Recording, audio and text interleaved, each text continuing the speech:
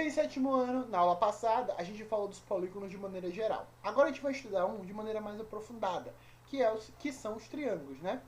Então, a gente estudou nos anos anteriores que os polígonos, né, conhecidos como triângulos, eles são formados por três lados. Nós temos aí exemplo de algumas construções. O formato triangular é muito utilizado na arquitetura e na engenharia em razão da rigidez do triângulo, ou seja, por suas características de não sofrer deformação. Para exemplificar, vamos ver alguns exemplos aqui embaixo. Ó. Nós temos um triângulo, tentou deformar, continua um triângulo. Mais um quadrado, ó, virou ali um paralelogramo, um hexágono, a gente consegue deformar ele. Então o triângulo é o único que não mudou a forma, tentando, né, quando a gente estava tentando deformar aí. Vamos entender os elementos de um triângulo. Então o triângulo ele tem três lados. Nesse caso, nós vamos ter, né, o lado AB, BC e CA. Nós temos os vértices, que são a ponta ABC, os ângulos internos, que a gente chama, né, de ABC com circunflexozinho, e nós temos aí os ângulos externos, que nesse caso chamou de DEF. Observem, turma, que os ângulos internos e externos, eles são suplementares. Lembra o que é isso? Se não for, pesquisa aí. Então vamos lá. Notemos aí algumas coisas. Note que o lado AB é oposto ao ângulo C. O lado BC é oposto ao ângulo A e o lado AC é oposto ao ângulo B. Observe como podemos construir triângulos cujos lados medem 2, 3 centímetros e 4 centímetros. Então a primeira coisa é, traçamos, com o auxílio de uma régua, um segmento de reta de 4 centímetros, que será utilizado, né, em um dos lados do triângulo. Nesse caso, a gente escolheu o lado AB. Então, eu peguei a régua e desenhei 4 centímetros. Depois, a gente vai precisar, com o compasso, né, com a ponta seca, colocar, né, que é aquela ponta que não escreve, é mais afiada, que a gente tem que ter cuidado, colocar a ponta seca no que a gente chamou de A, medir uma abertura com a régua de 3 centímetros, que é um outro lado do triângulo, e aí a gente vai desenhar, né, como se fosse um pedaço da circunferência, né? Não precisa ser ela toda, porque se fosse ela toda, eu ia completar aqui, mas só um pedacinho, um risquinho. Depois, a gente vai medir, né, o compasso, abrir ele com o outro lado do triângulo, que nesse caso é 2 centímetros, e vai mudar o lado da ponta seca. Antes a gente estava na ponta A, agora a gente vai botar a ponta seca aqui em B e vai marcar, né, vai desenhar, tentar desenhar essa circunferência. Observe que se encontraram nesse ponto aqui. O que a gente vai fazer? Com a régua ligar de A até esse ponto e depois com a régua de B até esse ponto, formando um triângulo que aqui vai medir 3 e aqui vai medir 2 centímetros. Não é lindo a construção geométrica do triângulo? Eu acho lindo. Agora, vamos verificar se é possível construir um triângulo DEF, cujas medidas do lado mede 6, 2 centímetros e 2 centímetros. Aí ele desenhou, né, botou aqui, fez o primeiro desenho com o compasso, a circunferência ficou aqui. Depois mudou de lado, com a mesma abertura de 2 centímetros, a circunferência ficou aqui. Observe que elas não se encontraram. E nesse caso, então, a gente pode dizer que com essas medidas aqui, ó, não é possível construir um triângulo. Em um triângulo, a medida de cada lado sempre é menor do que a soma das medidas do outro lado.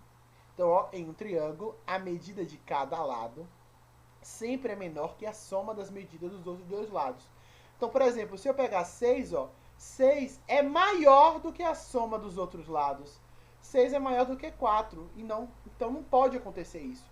Para existir um triângulo, né, a medida de um lado sempre tem que ser menor que a soma das medidas do outro lado.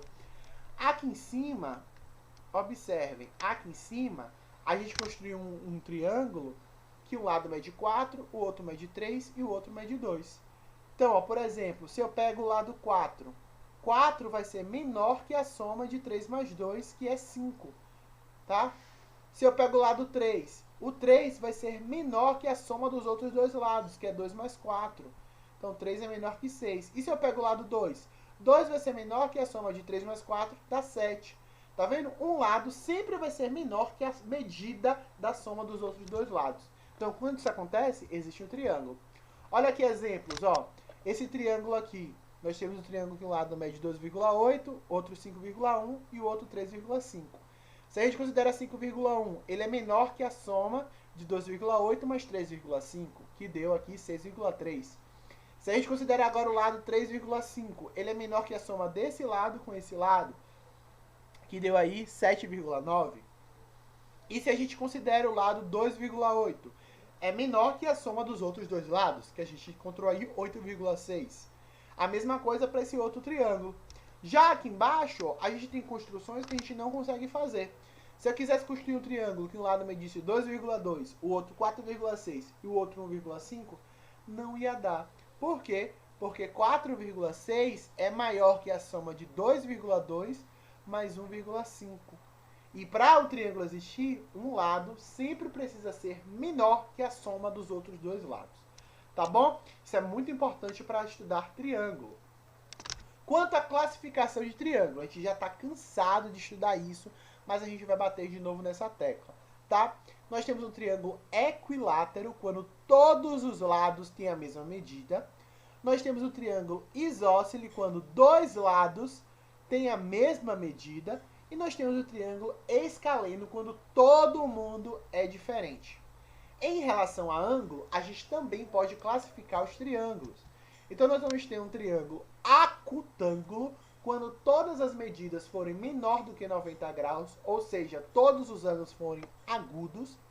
Nós vamos ter um triângulo retângulo, se a gente tem um ângulo reto, né, um ângulo de 90 graus, então a gente chama de triângulo retângulo. E nós vamos ter um triângulo obtusângulo, se a gente tem um ângulo maior do que 90 e menor do que 180. Então, por exemplo, um ângulo de 120, 150. Então, é um triângulo obtusângulo. Essas são as classificações de um triângulo. Coisas interessantes que a gente precisa ver. A soma das medidas dos ângulos internos de um triângulo. Então, veja o que Camila está dizendo. Ó. Ela construiu um triângulo qualquer. Um triângulo indiferente da medida de ângulos de cada lado. E aí o que ela fez? Ela pintou cada ângulo com uma cor diferente. E aí ela cortou de maneira aleatória, né, esse triângulo em 3 pedaços, separando, né, não necessariamente em triângulos, cortou de maneira abstrata.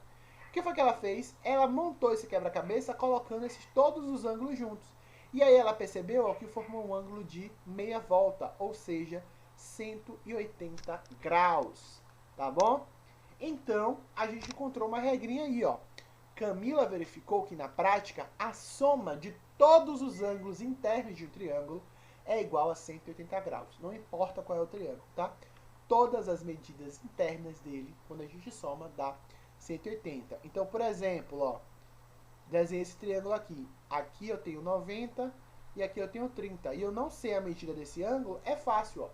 90 mais 30 dá quanto? 120, né? Para chegar em 180, então aqui precisaria ser 60 graus. Então, ó, 60 mais 30, 90. 90 mais 90, porque aqui mesmo não aparece 90. Como tem um quadradinho, eu sei que é um ângulo de 90 graus, é um ângulo reto. Então, somando tudo, deu 180 graus. Sempre vai ser assim, tá? A medida das somas internas dos ângulos de um triângulo é 180 graus. Olha que coisa interessante também, ó. Para obter a soma das medidas dos ângulos internos de um polígono qualquer, podemos decompor, ou seja, desenhar esse polígono, né, separar ele em triângulos. Por quê? Porque eu sei que cada triângulo, a medida dos ângulos internos é 180. Então, por exemplo, observe esse pentágono aqui, ó. A pessoa que dividiu conseguiu dividir 180 em 3 triângulos, né? Cada triângulo mede 180. Como eu tenho 3 triângulos, então 180 mais 180 mais 180 dá 540. Um hexágono aqui. Esse hexágono totalmente diferente do que a gente é acostumado a trabalhar, né? Mas é um hexágono, tem 6 lados, podem contar. A pessoa conseguiu dividir em 4 partes iguais formadas de triângulo. Cada triângulo mede 180 graus, não é isso que a gente aprendeu? A soma dos ângulos internos de um triângulo é 180 graus. Então, como nós temos 4 triângulos aí, nós vamos ter 720 graus. Um exemplo também, um heptágono. O heptágono, né, tem como a pessoa conseguiu dividir aí em 5 triângulos. Então é só fazer 5 vezes 180 dá 900. Um hectógono tem aí, né, 6 triângulos internos. Cada triângulo, a soma é 180, então multiplicando dá 1080 graus. Então, de maneira geral, se a gente tem, observe aqui um quadrado, por exemplo.